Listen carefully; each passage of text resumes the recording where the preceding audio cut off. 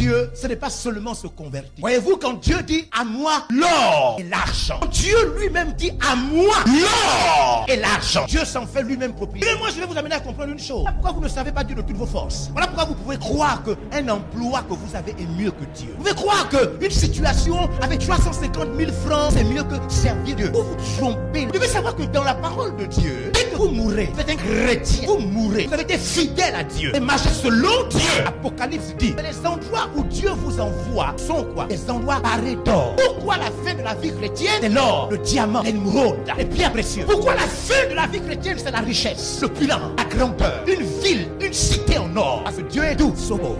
Non, je suis allé voir des chrétiens fous de Dieu. Je vais dans des pays où les chrétiens veulent une seule chose, qu'on leur donne l'opportunité de servir Dieu. Des cadres, des chefs d'entreprise qui veulent servir Dieu. Et quand je viens au Gabon, je vois que même pour servir Dieu, il faut tirer les chrétiens. Parce qu'en vérité, on n'a pas expliqué aux chrétiens. Qu'est-ce qu'ils qu'on sert? Les chrétiens ont plus que servir Dieu, c'était venir à l'église. Venir à l'église, c'est pas servir Dieu. Prier, ce n'est pas servir Dieu, c'est parler avec Dieu. Est-ce que vous connaissez? Vous me comprenez? Chanter, ce n'est pas servir Dieu, c'est célébrer Dieu. Si vous me dites que non, puis vous dites à une femme qu'elle est belle, vous ne servez pas, c'est là. Vous reconnaissez sa beauté. Ce n'est pas servir Dieu. Tout ce que les chrétiens ont fait, ils ont l'impression que ça ne produit pas en matière de richesse. Je vous prends un exemple. Qu'est-ce qui donne une bonne moyenne à un étudiant en classe? Le fait d'être assis ou le fait de répondre aux examens? Qu'est-ce qui fait à ce qu'un étudiant ait une bonne moyenne? Le fait d'être assis en classe, de venir tous les jours au cours. Cela, si vous faites en Dieu quelque chose qui ne signifie pas servir, vous allez être découragé dans le. Vous l'aurez fait pendant toute la vie, vous allez vous dire, mais finalement, je ne sais même pas, Seigneur, si tu me vois. Il te voit juste que être assis, balayer la classe, essuyer le tableau, c'est rang de réussir aux examens.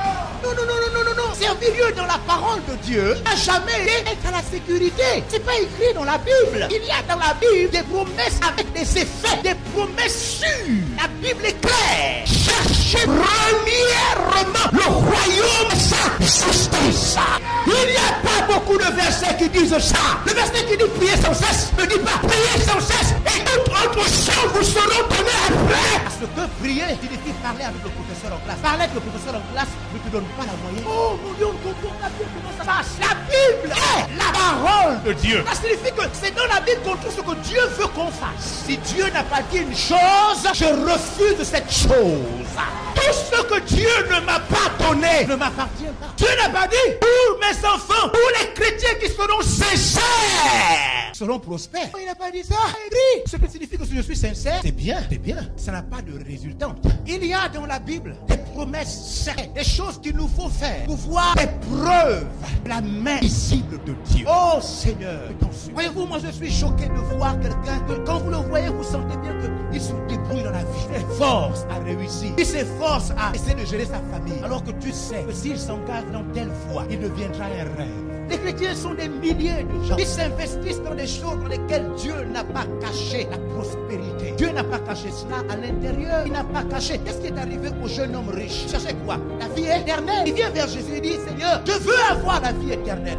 Tu lui dis quoi? Écoute, facile, il est écrit, obéis à ton père et ta mère, respecte les commandements, etc. Il dit quoi Jésus? Je fais et je pratique déjà toutes ces choses. Alors parce qu'il pratique toutes ces choses, l'obéissance, comment est cet homme riche? Parce que les textes, la richesse dit, ce livre de la loi. Et c'est loin de ta. Attention, parce que tu lis, tu médites ce livre, jour, attention, une nuit, à jour seulement. Non, non, non, non, non, non, non, non, non, non, non. Vous devez savoir comment ça se passe. En vérité, vous naissez naturellement, quand vous naissez, vous devez comprendre qu'il faut avoir les moyens. C'est votre seconde nature, la nature forcée. Votre première nature, c'est la pauvreté. Vous m'entendez? Les gens qui pensent que la pauvreté est une malédiction qu'ils ont pris après. Non, non, non, non, non, non, non. Tu es né pauvre. C'est la richesse qui est une bénédiction. La pauvreté, c'est ta nature première. Je suis né dans le péché. Ma mère m'a conçu dans l'iniquité. Vous comprenez? Donc quand nous naissons comment? Nous naissons pauvres. Regardez ce bébé. C'est un gentil et beau bébé. Mais pauvre. Les bébés sont pauvres. Ils n'ont même pas de nom. Ils n'ont pas d'identité. Les bébés ne savent pas calculer. Ils ne savent pas écrire. Ils n'ont aucune qualification professionnelle. Ils sont pauvres et pauvres. Beaucoup de chrétiens, beaux et pauvres. Parce qu'en vérité, la pauvreté est comme un vêtement dont on doit se dévêtir. On doit se déshabiller la pauvreté. On doit acquérir des informations nous permettant de devenir quelqu'un. Donc, si vous n'emmagasinez pas, si vous ne puisez pas, si vous ne prenez pas, vous restez pauvre. Vous restez quoi?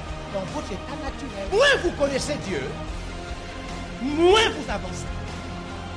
C'est bien si vous connaissez Dieu, attention, si vous connaissez vraiment Dieu, à partir de ce moment, tous les autres aspects de votre vie changent. Je cherche à gagner le maximum de personnes, à engager plus de chrétiens à servir Dieu. Pas servir comme vous connaissez. Il n'y a qu'une seule manière de servir. Servir Dieu. Par exemple, là, ce frère, il est debout là. Il ne sert pas Dieu. Là, il nous sert. Mais attendez. Ce frère debout là ne sert pas Dieu quand même.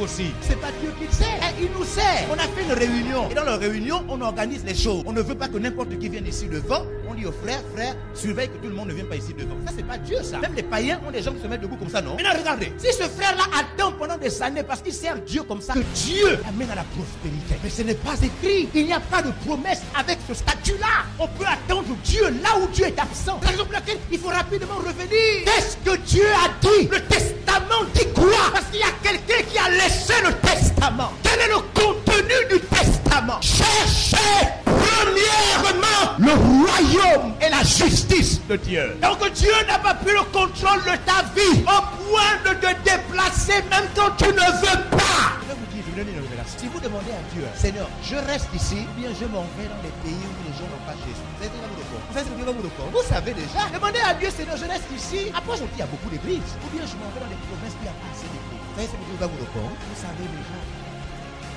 Voilà ce que j'ai appris à l'université. Je ne veux pas vraiment ce qu'ils disent. C'est la vérité. Les gens pensent qu'ils veulent. En vérité, ils ne veulent pas vraiment ce qu'ils disent. Ils veulent.